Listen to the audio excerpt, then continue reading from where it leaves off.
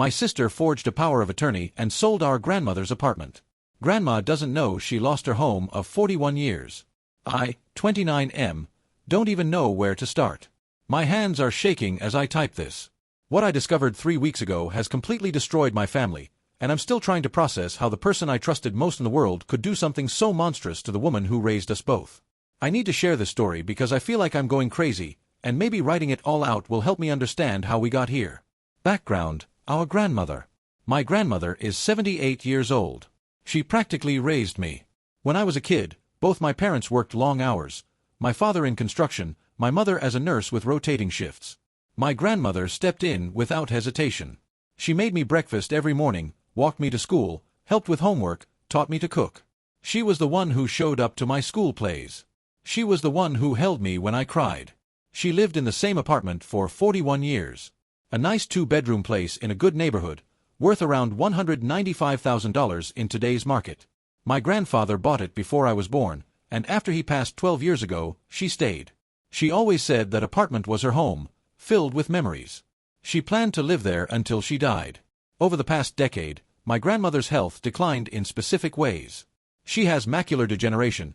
Her central vision is essentially gone, though she can still see shapes and movement in her peripheral vision. She can't read documents anymore. Can't see faces clearly. Can't watch television. She also has significant hearing loss. You have to speak clearly and face her directly, or she misses half of what you say. But here's what's important: she is mentally sharp. Her mind is completely intact. She remembers everything. She can hold complex conversations. She knows exactly what's going on around her, when she can actually see and hear it. Her disabilities made her dependent on others for information, not for thinking. I live about 3 hours away for work. My older sister, 35F, lives in the same city as our grandmother, about 20 minutes from her apartment. For the past several years, my sister was supposed to be helping grandmother with errands, bills, doctor's appointments, all the things grandmother couldn't do herself anymore. I thought this arrangement was perfect. I visited grandmother once a month and called her every week. My sister handled the day-to-day stuff. Grandmother always told me, "Your sister takes such good care of me. She comes by every Wednesday, brings groceries, helps with the paperwork." I was grateful to my sister. I even sent her money sometimes, $100 here, $200 there, as a thank you for taking care of our grandmother. I thought we were a team. I was a fool. The discovery: a birthday surprise gone wrong. 3 weeks ago, I planned a surprise visit for grandmother's 78th birthday. I took Friday off work, bought her favorite cake from that bakery she loves, picked up yellow roses, her favorite, and drove the 3 hours to her apartment building. I was so excited. I couldn't wait to see her face when she opened the door. I walked into the building lobby and went to check her mailbox. I always grabbed her mail when I visited. That's when I noticed the name on the box wasn't hers. Different name. I figured the building must have made an error. I took the elevator up to the 4th floor, walked to apartment 4B, and knocked. A stranger opened the door. A woman I'd never seen before, maybe in her 40s, looked at me with confusion. "Can I help you?" "I'm sorry," I said. "I'm looking for my grandmother. She lives here." The woman's expression shifted to something like awkward sympathy. "Oh, we bought this apartment 4 months ago. The previous owner sold it through an agent. I'm sorry, I don't know where she moved to." My brain stopped processing. "Bought it 4 months ago?" "Yes. We've been here since August." I stood there in the hallway, holding a birthday cake and yellow roses, and the world tilted sideways. I called my grandmother immediately. She answered on the 4th ring. "Hello. Who is this?" "Grandma, it's me." "Where are you?" "Oh, sweetheart. I'm at your sister's house. I'm visiting for a few days." "Visiting?" I didn't tell her anything. I just said I was in the area and I'd come by. Then I drove to my sister's house with my heart pounding so hard I thought I might crash the car. The confrontation. My grandmother was sitting in my sister's living room when I arrived. She was so happy to see me. She had no idea anything was wrong. She thought she was just visiting her granddaughter for a few days. She thought she had a home to go back to. My sister's face when she saw me, I'll never forget it. She went pale. Her smile was plastic. I hugged grandmother, made small talk, and then asked my sister if we could speak privately in the kitchen. The moment we were alone, I grabbed her arm. "What happened to Grandma's apartment?" "Keep your voice down," she hissed. "I was going to tell everyone." I'm handling it. Handling what? Her apartment is sold. There are strangers living there. My sister pulled her arm away and crossed her arms defensively. She was going to move anyway. She can't live alone anymore. I found a nice nursing home for her. I'm managing her money. It's for her own good. It's none of your business. None of my business. She doesn't know her apartment was sold. She doesn't need to be stressed about details. I'm taking care of it. I stared at my sister, this person I'd known my whole life, and suddenly felt like I was looking at a stranger. How did you sell it? She would never agree to that. My sister's jaw tightened. I have power of attorney. It's all legal. And that's when I knew. Because our grandmother had told me, many times, that she didn't need a power of attorney. She could manage herself, she always said. She was proud of her independence. She never would have signed that document. My sister forged it. I left without saying anything else. I didn't confront her in front of grandmother. I needed to think. I needed proof. The investigation. Over the next week, I turned into a detective. I barely slept. I called in sick to work. I lost 7 pounds because I kept forgetting to eat. Every waking hour was consumed by one thing, understanding exactly what my sister had done. I made lists. I made timelines. I gathered every document I could find. I became obsessed with piecing together the full picture of her betrayal because I knew that if I was going to fight this, I needed to know everything. First, I went to the county recorder's office. The apartment sale was a matter of public record. 4 months ago, the property sold for $185,000, about $10,000 under market value. Quick sale. Cash buyer. The seller was listed as my grandmother, but the transaction was conducted by my sister using a power of attorney. I obtained a copy of the POA. The document was dated 14 months ago. My grandmother's signature was on it, except I recognized it immediately as a forgery. Grandmother's handwriting has become shaky over the past few years, a slight tremor that shows in her signature. This signature was too smooth, too perfect. Someone had practiced copying it. I stared at that signature for hours. My sister must have spent weeks practicing it. I imagined her sitting at her kitchen table, paper after paper, copying grandmother's name over and over until she got it right. The level of premeditation made me physically ill. The document was notarized by someone named Linda with a last name I recognized. I did some digging. Linda worked at the same company as my sister. They were co-workers. My sister had recruited a friend to help her forge legal documents. This wasn't impulse. This wasn't desperation. This was a planned operation. Next, I needed access to grandmother's bank accounts. This was trickier. I called grandmother, kept it casual, asked if she could tell me her bank and account number because I wanted to help set up automatic payments for some of her bills. She told me without hesitation. She trusted me. I went to the bank and explained the situation. Showed my ID, explained that I believed my grandmother was a victim of elder financial abuse, and asked if there was any way to see recent transactions. The bank manager was suspicious at first, but when I mentioned I was preparing to file a police report, she agreed to help. What I found made me sick. The $185,000 from the apartment sale was deposited into grandmother's account in August. Within 2 weeks, it was gone. Transferred to accounts that weren't hers. $40,000 to what I later confirmed was my sister's personal account. Another $30,000 to pay off credit card debt, my sister's credit cards. $15,000 to a travel agency. Thousands more scattered across various payments and cash withdrawals. But that wasn't all. When I looked at the account history going back further, I saw a pattern of smaller thefts stretching back over a year. $500 here. $1,200 there. Grandmother's pension checks were being deposited, but the money was disappearing almost as fast as it arrived. My sister had been testing the waters. Small amounts at first, to see if grandmother would notice. When grandmother couldn't see the statements, couldn't verify the balances, the thefts grew bolder. There was a note attached to one transaction, Medicare supplement, $2, $800 to my sister's account. Another one, medical equipment, $1, $500, also to my sister. She had been fabricating expenses, telling grandmother she was paying bills on her behalf, then pocketing the money.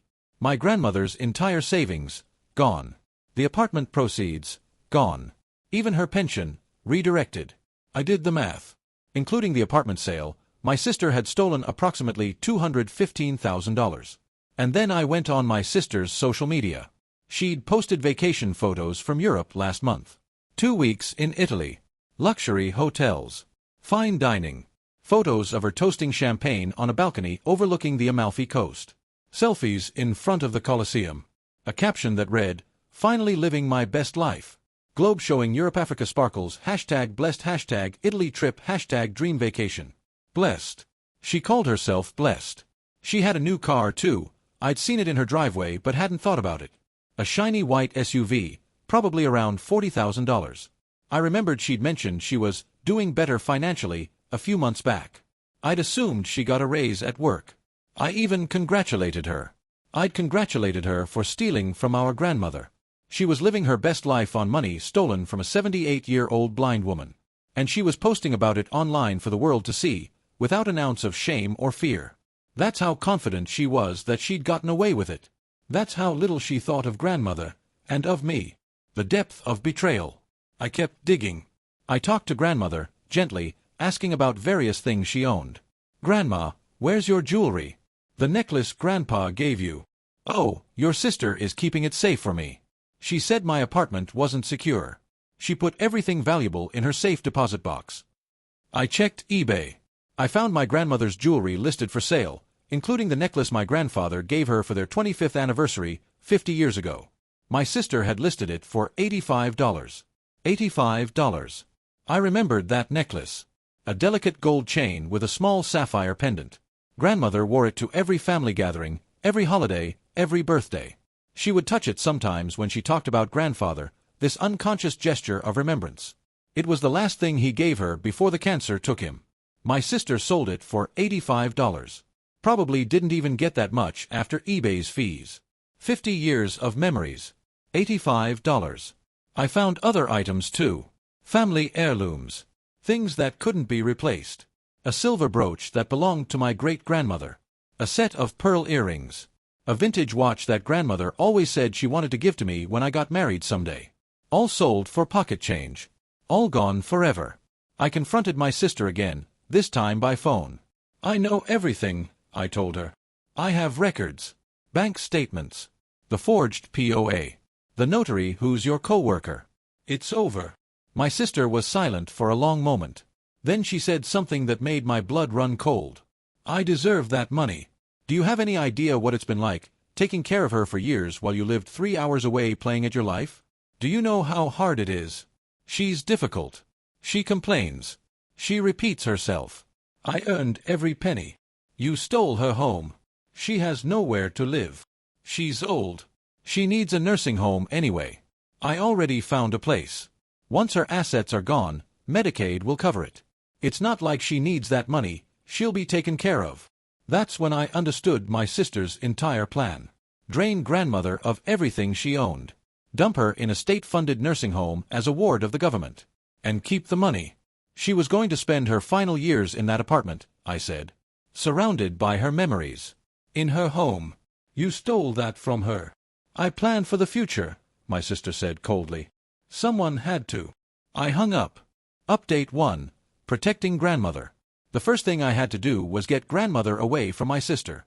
I couldn't leave her there. I went back to my sister's house and told grandmother that I wanted her to come stay with me for a while.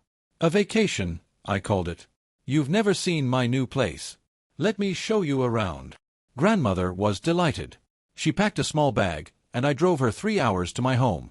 That night, I sat her down in my living room and told her the truth. I have never had a harder conversation in my life. I held her hands in mine. I made sure she could see my face, what she could see of it. I spoke slowly, clearly, directly into her good ear. And I told her everything. At first, she didn't believe me. Your sister wouldn't do that. There must be a misunderstanding. She's been so helpful. She brought me groceries every week. She took me to the doctor. She helped with the bills. Grandma, she didn't pay the bills. She took the money. All of it. No, she told me the accounts were having problems. The bank made errors. She was fixing it. I showed her the documents. I read them aloud to her, since she couldn't see them herself. I explained every transaction, every theft, every lie.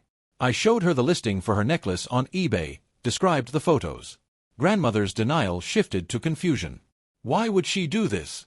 She has a good job. I would have helped her if she needed money. She knows that. Then the confusion became grief. A deep, heavy sadness that seemed to age her 10 years in 10 minutes. Her shoulders slumped. Her hands trembled in mine. Then came the quiet anger. Not loud, not explosive. Just a slow burn behind her clouded eyes. She made me sign things. She told me they were nothing important. Medical forms, she said. Release forms for the doctor. I couldn't read them. I trusted her to tell me what they said. And then grandmother just went silent. She sat on my couch, staring at nothing, for almost an hour. She kept saying the same thing, over and over. I trusted her. I let her handle everything. I trusted her. She didn't cry that night. But I heard her crying through the wall at 3 a.m., and I didn't sleep at all. Update 2. The legal battle begins. I consulted with an elder abuse attorney. Her name isn't important, but her reaction is. When I laid out all the evidence I gathered, the bank records, the forged POA, the notary connection, the eBay listings, she sat back in her chair and let out a long breath. In 20 years of practice, she said, I've never seen a case this well documented by a family member. Your sister left a paper trail a mile wide. She thought nobody would ever check. She confirmed what I suspected. This was a clear case of financial exploitation, fraud, and forgery. My sister had committed multiple felonies. The evidence was overwhelming. We filed a police report. The detective assigned to the case, a woman who had clearly seen too many situations like this, took my statement with grim professionalism. Elder financial abuse is one of the most common crimes we see, she told me. And one of the hardest to prosecute because the victims often can't testify effectively. But your grandmother can speak for herself. She's mentally sharp. She just can't see or hear well. Good. That helps. She can tell us in her own words what she did and didn't authorize. Adult Protective Services opened a parallel investigation. The bank provided official records showing the systematic theft, every transaction documented, every transfer traced. The notary, my sister's co-worker Linda, was also identified as a co-conspirator, and she was now facing potential charges of her own. The attorney filed a civil lawsuit to recover assets and void the apartment sale. This part was complicated because the new owners of the apartment were innocent. They had paid a fair price and had no idea the documents were forged.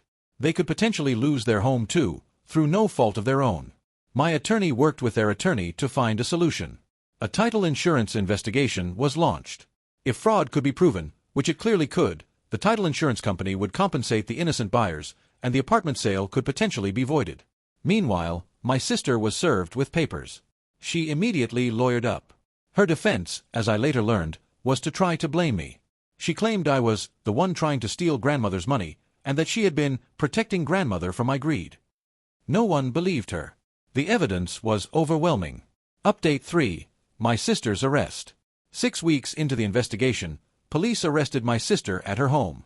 I wasn't there, but I heard about it later from the detective. They showed up at 7 a.m. on a Tuesday. My sister answered the door in her bathrobe, holding a cup of coffee. The same sister who used to make me cocoa on snow days when I was a kid. The same sister who braided my grandmother's hair when grandmother could still see well enough to sit for it. She was charged with elder abuse, fraud, forgery, and identity theft. 4 felony counts. The bail was set at $75,000. She couldn't post it without access to the money she'd stolen, which had been frozen by court order. The notary, Linda, was also arrested that same day. She faces charges for fraudulent notarization. I found out later that Linda had done this before. There were other cases being investigated now. My sister had found a willing partner in crime. My sister called me from jail. I don't know why I answered. Maybe some part of me was still hoping for remorse. For an explanation that would make sense. For the sister I thought I knew. You did this, she said. Her voice was flat, emotionless. You destroyed this family. No, I said. You destroyed it when you forged documents and stole from an old woman who loved you. She would have given me the money if I'd asked. Then why didn't you ask? Silence. Then, because I earned it. I don't need to ask for what I earned. I hung up. That was the last time I spoke to my sister. Update 4. The resolution. The legal process took months. Depositions. Hearings. Motions. Counter-motions. My sister's attorney tried everything, claiming grandmother had dementia, she doesn't, claiming I had coerced grandmother into pressing charges, I didn't, claiming the evidence was obtained illegally, it wasn't. None of it worked. In the end, faced with the mountain of evidence and the likelihood of a much longer sentence if she went to trial and lost, My sister pleaded guilty to all charges. She was sentenced to 4 years in state prison and ordered to pay full restitution, $215,000. Her assets were seized, the car, her bank accounts, the jewelry she still had, everything traceable. I heard she cried at sentencing. Not out of remorse for what she did to grandmother, but because she was losing everything. The irony seemed lost on her. The notary, Linda, also pleaded guilty to fraudulent notarization. She received 2 years. The investigation into her other fraudulent notarizations is still ongoing. The apartment situation was resolved through title insurance. The innocent buyers were compensated for their loss, and grandmother received equivalent value for her property. We couldn't get the original apartment back. Those people had made it their home now, and they were victims too, in their own way. But we recovered about $180,000 of the $215,000 that was stolen. Some of the jewelry was lost forever. Some of the cash had already been spent. But we got back what we could. Grandmother now lives with me permanently. I converted my garage into a comfortable suite for her, private bedroom, sitting area, her own bathroom. I made sure she has everything she needs. Legally, justice was served. My sister is in prison. Most of the money was recovered. But here's the truth nobody talks about when they say, justice was served. Justice doesn't undo damage. Update 5, the aftermath, final update. It's been 6 months now since everything happened. My grandmother is safe. She's cared for. She's loved. But she's not the same person. The woman who raised me with confidence and warmth is now anxious and fragile. She checks her wallet 6 times a day, counting the bills to make sure no one has taken anything. She flinches when the mail arrives, terrified of what might be in it. She asks me to read every document aloud, every piece of junk mail, because she's afraid of missing something important. At night, when she thinks I'm asleep, I hear her crying. She doesn't miss the apartment. Not really. When I asked her about it, she said something that broke my heart. I was going to live there until the end. That was the plan. I'm sorry, Grandma. Not your fault. She was quiet for a long moment. Then, your sister used to bring me groceries every Wednesday. I'd make her tea. We'd talk. I looked forward to Wednesdays. Tears on her cheeks. I don't miss the apartment. I miss the granddaughter I thought I had. That person never existed, did she? I had no answer. Reflections. I keep thinking about certain things. I can't stop. 41 years she lived in that apartment. Raised my mother there. Watched me take my first steps there. My sister sold it in an afternoon, and grandmother didn't even know. She can't see well enough to read documents. Can't hear well enough to catch lies. My sister used grandmother's disabilities as tools to rob her. My sister said, I earned this. Earned it. Like stealing from a 78-year-old blind woman is payment for helping her. Like fraud is a salary she deserved. My grandmother kept saying, I trusted her. Over and over. I trusted her. That's what hurts most. My sister didn't just steal money. She stole grandmother's ability to trust anyone. My sister's plan was perfect. Drain everything, dump grandmother in a Medicaid home, keep the money. Grandmother would spend her last years in a state facility while my sister drove a new car bought with grandmother's apartment. The notary was her co-worker. She recruited someone to help forge documents. This wasn't impulse.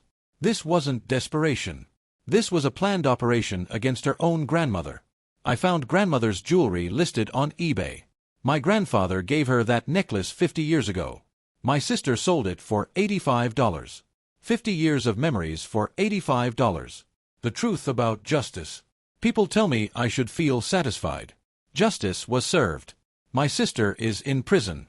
Most of the money was recovered. But here's what I've learned. Justice is not restoration. Justice is not healing.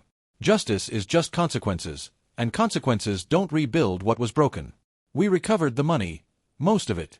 My sister is in prison, for now. People would say we won. But I watch grandmother check her purse 6 times a day. I see her flinch when I hand her mail. I hear her cry at night when she thinks I'm sleeping. We recovered money. We didn't recover her. Some things can't be deposited back into a bank. Some thefts leave wounds that don't have dollar amounts. My sister stole $215,000. She also stole grandmother's peace. Her trust. Her final years of dignity. No court can order that returned. No restitution check can buy it back. Final thoughts. Grandmother asked me something yesterday. We were sitting on my porch, watching the sunset. She was holding a photo, her old apartment building, a picture I'd found in her things. "Why wasn't I enough?" she asked quietly. "What do you mean?" "I would have given her money if she'd asked. I would have given her anything. Why wasn't that enough?" I didn't have an answer. Because there isn't one. Some people don't want what you're willing to give. They want what they can take. My sister could have asked grandmother for help and received it with love. Instead, she chose to steal and leave destruction. I'll never understand why. Neither will grandmother. We've stopped trying. Some questions don't have answers. They just have consequences. And we're living in them now.